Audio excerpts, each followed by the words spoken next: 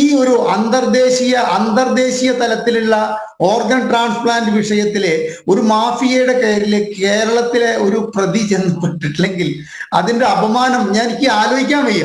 ഈ കേസറ്റ് തമിഴ്നാട്ടിലോ കർണാടകത്തിലോ ഹരിദാസ്, ഒന്നല്ല ഒന്നിൽ കൂടുതൽ. ഇത് നിയന്ത്രിക്കുന്നത് പോലും മലയാളികളാണെന്നാ പറയുന്നത്. അതിലും നമ്പർ 1 ആണ് നമ്മൾ. അഭിമാനിക്കാം.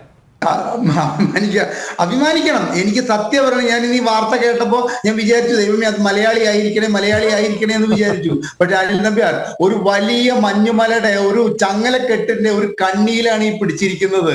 ഈ വിദേശത്ത് കൊണ്ടുപോയി ഇവിടെ നിന്ന് പാവപ്പെട്ടവരെ, ഇന്ത്യക്കാരായിട്ടുള്ള പാവപ്പെട്ടവരുടെ ചൂഷണം ചെയ്യാൻ വേണ്ടി കൊണ്ടുപോയി അവിടെ ഓപ്പറേഷൻ ചെയ്ത് തിരിച്ചു കൊണ്ടുവന്നിട്ടുള്ള കാര്യത്തില് പിടിക്കപ്പെട്ട മാഫിയയുടെ ഒരു ചെറു കണ്ണിയിലാണ് കയറി പിടിച്ചിരിക്കുന്നത് എന്ന കാര്യം നമ്മൾ ആലോചിച്ച് നോക്കണം. കാരണം കേരളത്തിൽ മാത്രം ഒരു കൊല്ലം ചുരുങ്ങിയത് 500ഓളം മാൻ മിസ്സിംഗ് കേസുകൾ രജിസ്റ്റർ ചെയ്യുന്നുണ്ട് എന്നാണ് നമ്മുടെ ക്രൈം റെക്കോർഡ് ബ്യൂറോ പറയുന്നത്.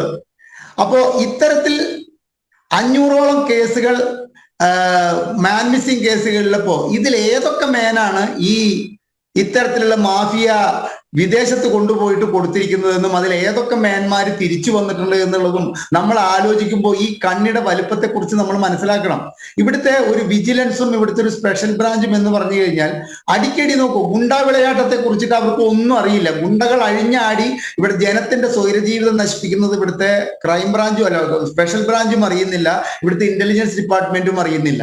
അതുപോലെ തന്നെ ഇവിടെ ബോംബ് വീടുകളിൽ ഉണ്ടാക്കി പൊട്ടിത്തെറിച്ചിട്ട് ആളുകൾ മരിക്കുന്ന ഒരു സാഹചര്യം നിലനിൽക്കുമ്പോൾ ബോംബുണ്ടാക്കുന്ന വിഷയം ഇവിടുത്തെ സ്പെഷ്യൽ ബ്രാഞ്ചും അറിയുന്നില്ല, ഇവിടുത്തെ ഇന്റലിജൻസും അറിയുന്നില്ല. മാഫിയകള്, ഇത്തരത്തിലുള്ള മാഫിയകള്, പണത്തിന്റെ ആയാലും ഇത്തരത്തിലുള്ള അവയവ മാഫിയകളും പെരുകുന്നത് ഇവിടുത്തെ സ്പെഷ്യൽ ബ്രാഞ്ചും അറിയുന്നില്ല, ഇവിടുത്തെ ഇന്റലിജൻസും അറിയുന്നില്ല. എന്തിനാണ് ഇത്തരത്തിലൊരു പോലീസ് സംവിധാനം എന്നാണ് ഞാൻ ആലോചിക്കുന്നത്. അറിയാത്തതല്ല, നിങ്ങളുടെ പോക്കറ്റിൽ കാശ് വന്ന് നിറയുമ്പോ സ്വാഭാവികം എന്താ സംഭവിക്കുക? നിങ്ങൾ അനങ്ങാതിരിക്കും. ഇപ്പൊ 18 ലക്ഷം രൂപയ്ക്കാണ് ശ്രീ അനിൽ നമ്പ്യാർ, എന്റെ സഹോദരിയുടെ മകന് ഞാനൊരു കിഡ്നി പറഞ്ഞു വെച്ചിരിക്കുന്നത്. 18 ലക്ഷം രൂപ, 16 ലക്ഷം രൂപയ്ക്കാണ് അത്.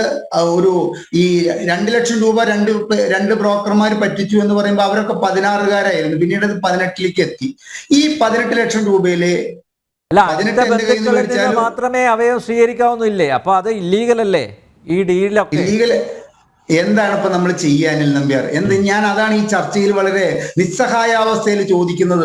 എനിക്ക് ഉറപ്പുണ്ട് നിങ്ങളുടെ ഈ ചാറ്റ് റൂമിൽ വന്നിട്ട് ഒരുപാട് ആൾക്കാർ ചോദിക്കും നിങ്ങൾ എന്ത് പൊതുപ്രവർത്തകനാന്ന് ചോദിക്കും. നമുക്ക് വേണ്ടപ്പെട്ട ഒരാൾക്ക് ഒരു അവയവം, പ്രത്യേകിച്ച് കിഡ്നി പോലുള്ള ഒരു അവയവം വേണ്ടി വന്നാൽ എന്താണ് വേറൊരു വഴി? എന്താണ് ഇവിടുത്തെ നിയമ സംവിധാനം? ഞാൻ നേരത്തെ അത് പറഞ്ഞു മുഴുമിപ്പിച്ചില്ല. ഇത്തരം കിഡ്നി ഡൊണേറ്റ് ചെയ്യുന്നവർക്ക് ഈ ബ്രോക്കർമാർ വാങ്ങുന്ന പൈസയിൽ 1/3 അവർക്ക് നൽകുന്നത് എന്നുള്ള കാര്യം വളരെ വ്യക്തമാണ്.